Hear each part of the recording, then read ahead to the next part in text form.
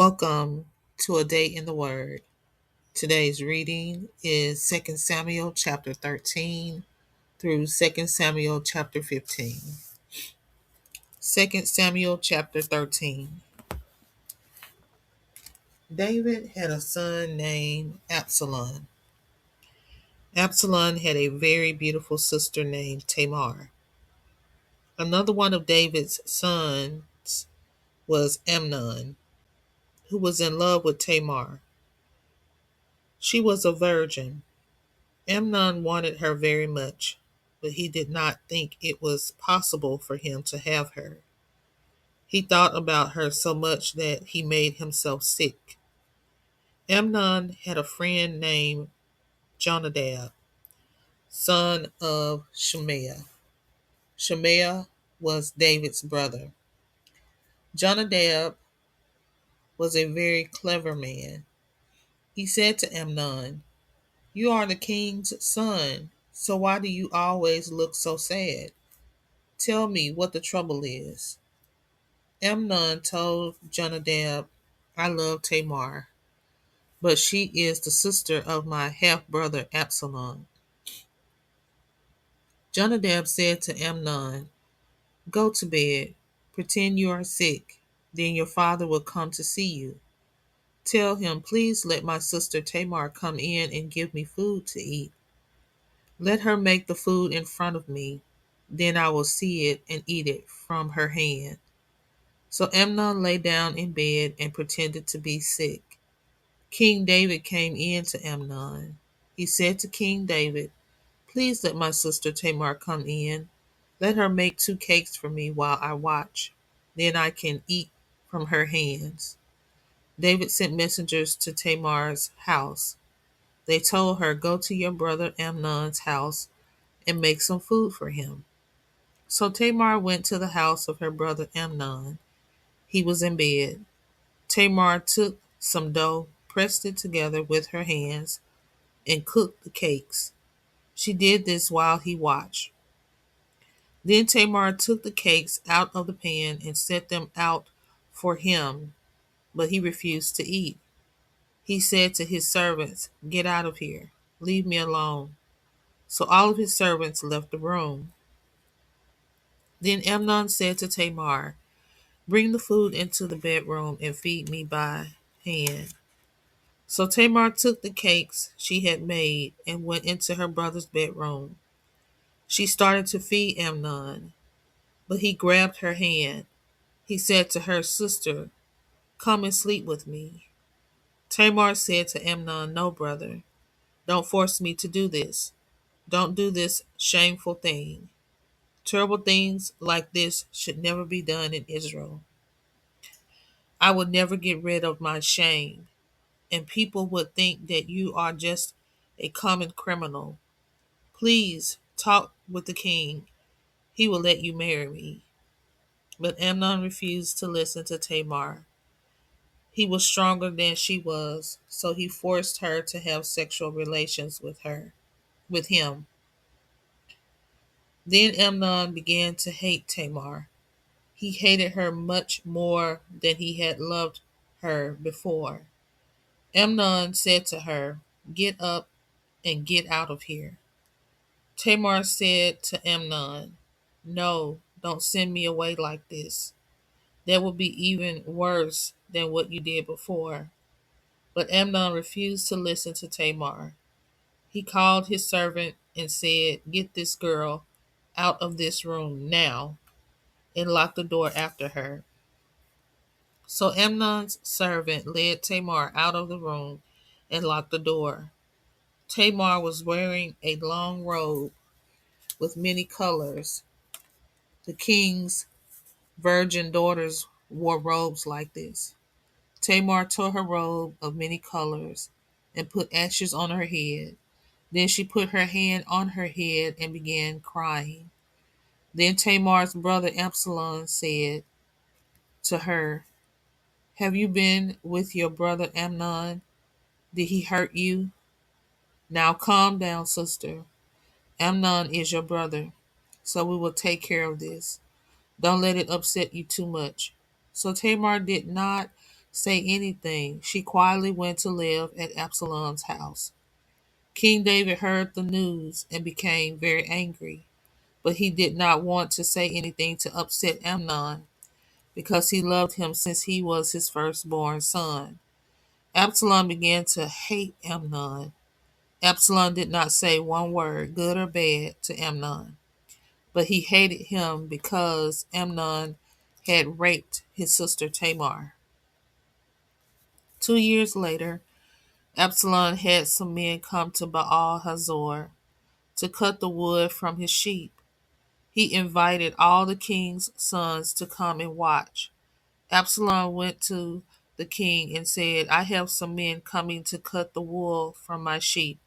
Please come with your servants and watch. King David said to Absalom, No, my son, we will not all go. It will be too much trouble for you. Absalom begged David to go. David did not go, but he did give his blessing. Absalom said, If you don't want to go, please let my brother Amnon go with me. King David asked Absalom, Why should he go with you? Absalom kept begging David. Finally, David let Amnon and all the king's other sons go with Absalom.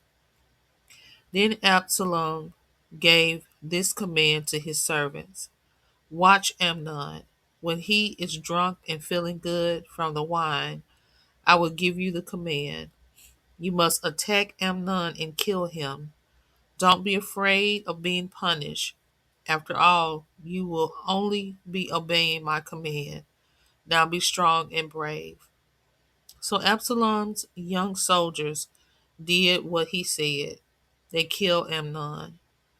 But all of David's other sons escaped. Each son got on his mule and escaped. The king's sons were still on their way into town, but King David got message about what happened. But the message was, Absalom has killed all the king's sons. Not one of the sons was left alive. King David tore his clothes and lay on the ground.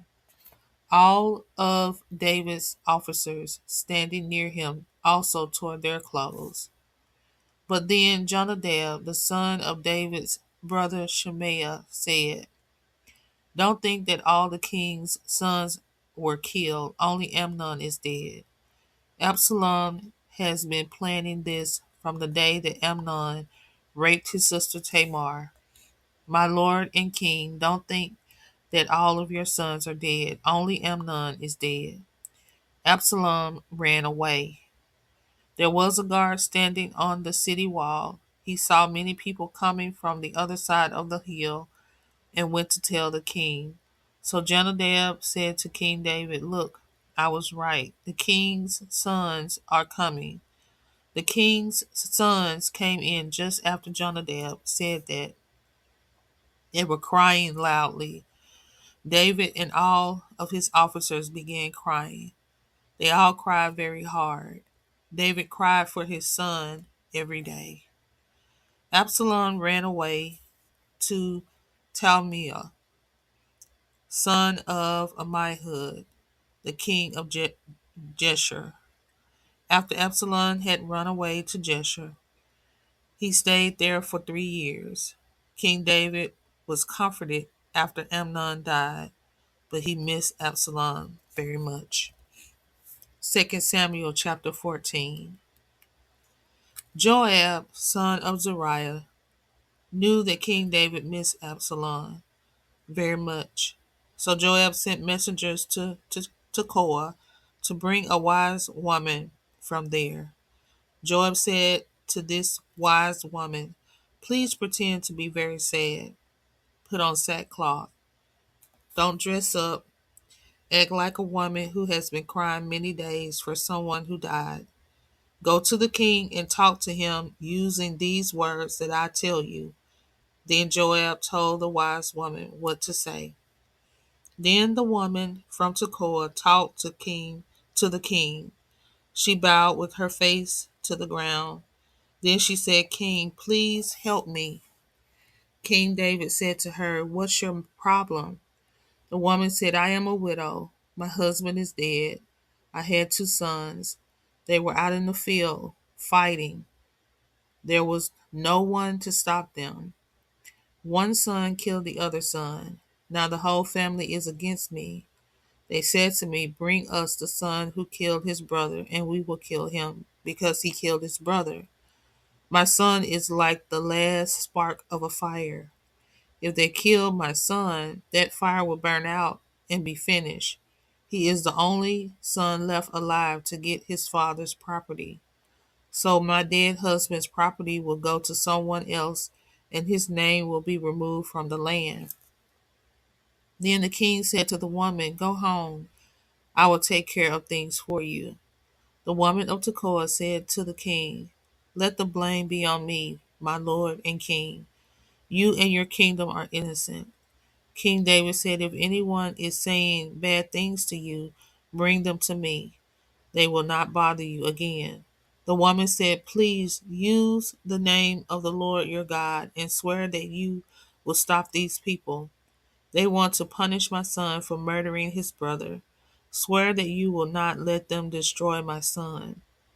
David said, As the Lord lives, no one will hurt your son. Not even one hair from your son's head will fall to the ground. The woman said, My lord and king, please let me say something else to you. The king said, Speak. Then the woman said, Why have you planned these things against the people of God? When you say these things, you show you are guilty because you have not brought back the son who forced who you forced to leave home. We will all die someday. We will be like water that is spilled on the ground. No one can gather this water back from the ground. You know God forgives people. God made plans for people who are forced to run away for safety. God does not force them to run away from Him. My Lord and King, I came to say these words to you because the people made me afraid. I said to myself, I will talk to the king. Maybe the king will help me. The king will listen to me and save me from the man who wants to kill me and my son.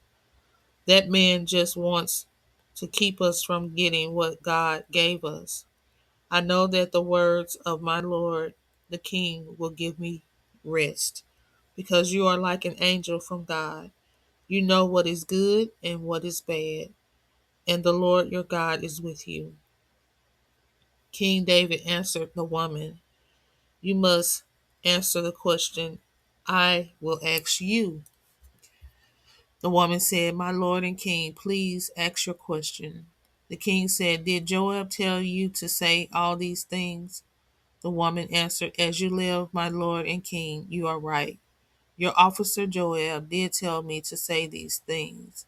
Joab did this so that you would see things differently. My Lord, you are as wise as God's angel. You know everything that happens on earth.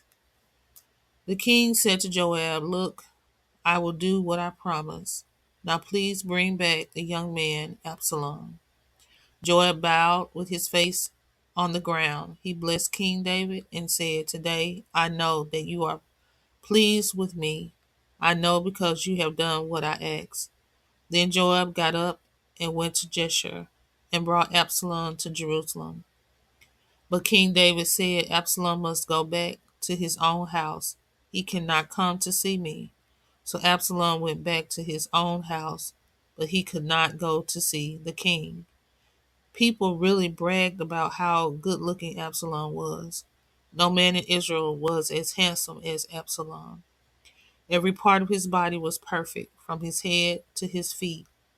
At the end of every year, Absalom cut the hair from his head and weighed it. The hair weighed about 5 pounds. Absalom had 3 sons and one daughter. Her name was Tamar, and she was a beautiful woman. Absalom lived in Jerusalem for 2 full years without being allowed to visit King David. Absalom sent a message to Joab asking for permission to see the king, but Joab refused to come see him. So Absalom sent a second message to Joab. Again, Joab refused to see him. Then Absalom said to his servant, "Look, Joab's field is next to my field. He has barley growing in that field. Go burn the barley." So Absalom's servant went and started a fire in Joab's field. Joab got up and came to Absalom's house. He said to him, "Why did your servants burn my field?" Absalom said to Joab, "I sent a message to you. I asked you to come here. I wanted to send you to the king to ask him why he asked me to come home from Jeshurun. I cannot see him, so it would have been better for me to stay in Jeshurun. Now let me see the king. If I have sinned, he can kill me." Then Joab came to the king and told him what Absalom said. The king called for Absalom. Absalom came to the king and bowed low on the ground before the king. The king kissed him. 2 Samuel chapter 15. After this, Absalom got a chariot and horses for himself. He had 50 men run in front of him while he drove the chariot. Absalom would get up early and stand near the gate. He would watch for anyone with problems who was going to King David for judgment. Then Absalom would talk to them and say, "What city are you from?" They would say they were from such and such tribe in Israel. Then Absalom would say, "Look, you are right, but King David will not listen to you." Absalom would also say, "Oh, I wish someone would make me a judge in this country. Then I could help everyone who comes to me with a problem. I would help them get a fair solution to their problem." And if anyone came to Absalom and started to bow down to him, Absalom would treat him like a close friend. He would reach out and touch him and kiss him. Absalom did that to all the Israelites who came to King David for judgment. In this way, Absalom won the hearts of all the people of Israel. After 4 years, Absalom said to King David, "Please let me go to Hebron to complete a special promise that I made to the Lord. I made that promise while I was still living in Jeshurun in Aram. I said, if the Lord brings me back to Jerusalem, I will serve the Lord in a special way." King David said, "Go in peace."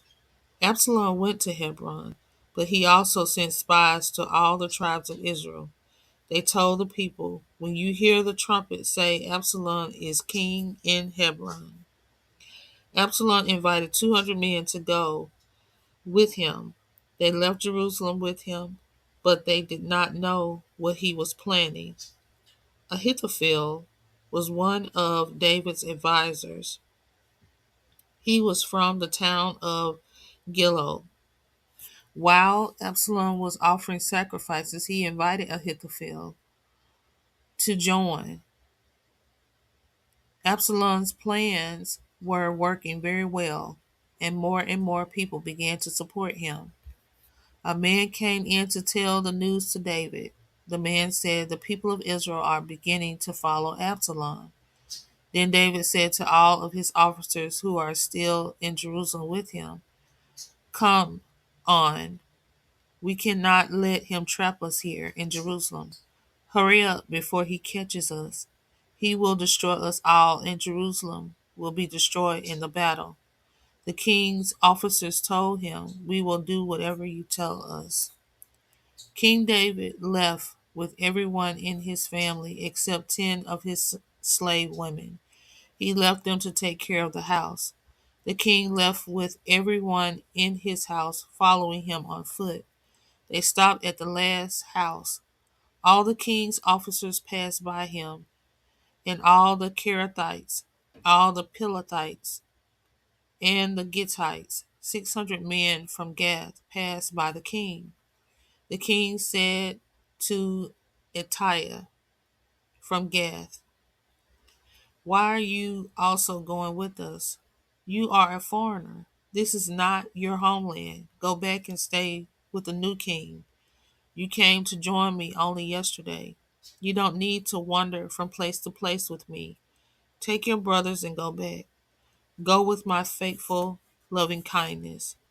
But Itiah answered the king, as the Lord lives, and as long as you live, I will stay with you in life or death.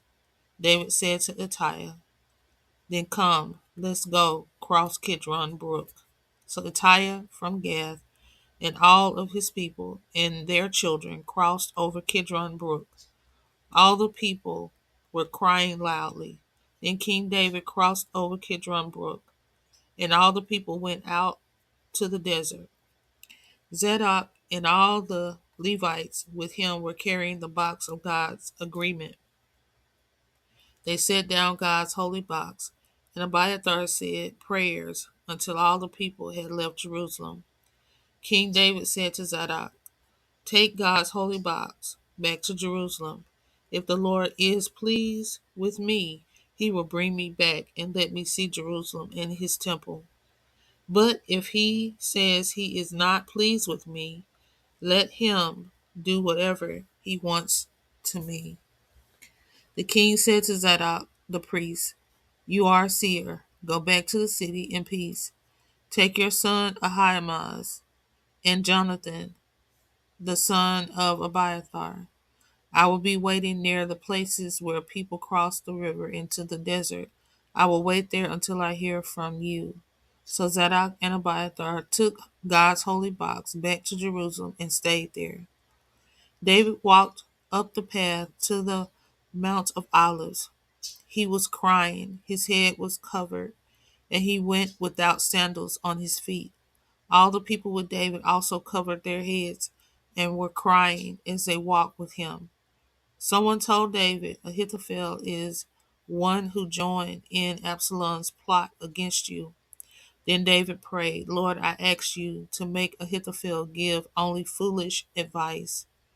When David got to the top of the mountain, he bowed down to worship God. Then God noticed Hushai, the Archite. Hushai's coat was torn, and there was dust on his head. David said to Hushai, if you go with me, you will be just one more person to care for. But if you go back to Jerusalem, you can disagree with Ahithophel and make his advice useless. Tell Absalom, king, I am your servant. I served your father, but now I will serve you. The priests, Zadok and Abiathar, will be with you. You must tell them everything you hear in the king's palace. Zadok's son Ahimaaz and Abiathar's son Jonathan will be with them. You can send them to tell me everything you hear. So David's friend Hushai went back to the city just as Absalom arrived in Jerusalem. Thank you for joining A Day in the Word Bible in a Year series.